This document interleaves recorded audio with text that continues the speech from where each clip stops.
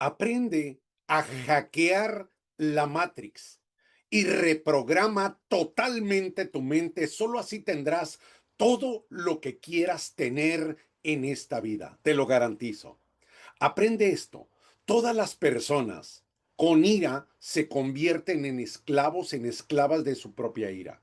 ¿Por qué? Porque la ira es un demonio que toma posesión del que tiene la ira y los esclaviza totalmente, porque la ira es una puerta para que los demonios entren en la persona, y el que abre esa puerta, el que abre o la que abre esa puerta, ¿sí? Le da la oportunidad al demonio que tome control de él o de ella, así como lo escuchas. Las personas con ira se convierten en esclavos de su propia ira. ¿Por qué? Porque el demonio toma control de ellos, de la mente de las personas, sin que ellos se den cuenta. Y ya una vez que la ira toma control de la mente, el demonio toma control de la ira y de la emoción, y empieza a dominar su voluntad y toda su mente racional. La ira, en su origen, es un demonio que aparenta ser una reacción natural del cuerpo para defenderse de una amenaza o una injusticia, pero esto no es así. Sin embargo, cuando la ira no se controla, el poder de ese demonio se apodera del pensamiento y altera el juicio y dirige las acciones sin que la persona se dé cuenta, así como lo escuchas. Cuando la persona tiene ira, en ese momento el demonio toma control y la persona ya no elige, sino que reacciona, porque se ha convertido en esclava de ese demonio, manifestado en su propia ira.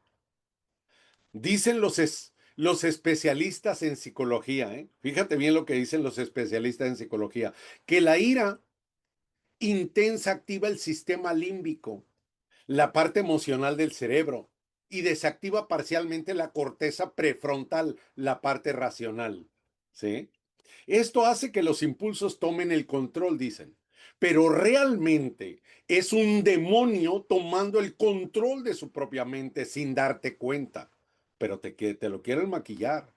Ahora, si nos vamos al aspecto espiritual, lo que dicen, de las personas que tienen ira. Podríamos decir que la ira apaga la luz interior, dicen, dejando que el ego, el dolor gobiernen en lugar de la conciencia. ¿Sí? Eso dicen.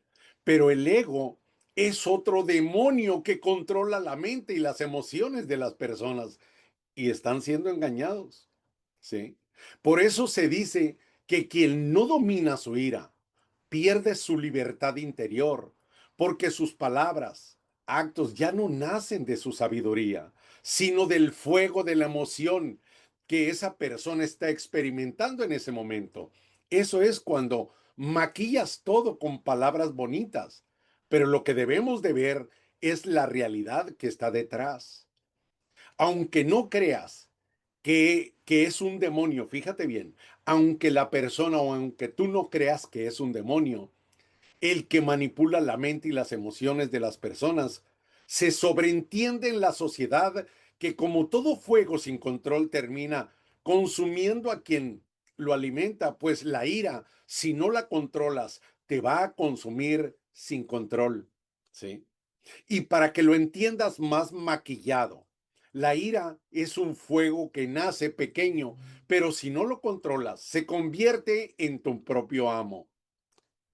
El hombre que deja crecer la ira en él o en ella pierde la libertad de su alma, porque ya no piensa. Cuando la ira toma control de la mente de la persona y toma control de su alma, la persona ya no piensa, solamente reacciona. ¿Sí? Entonces, cuando una persona tiene ira, su palabra deja de ser sabia, su mirada deja de ver con claridad, su corazón se cierra el amor. ¿Sí? ¿Han visto muchos por ahí que los hijos matan a los padres, que los madres matan a los hijos, que los esposos a las esposas, que las mujeres? ¿Por qué? Más claro ni el agua.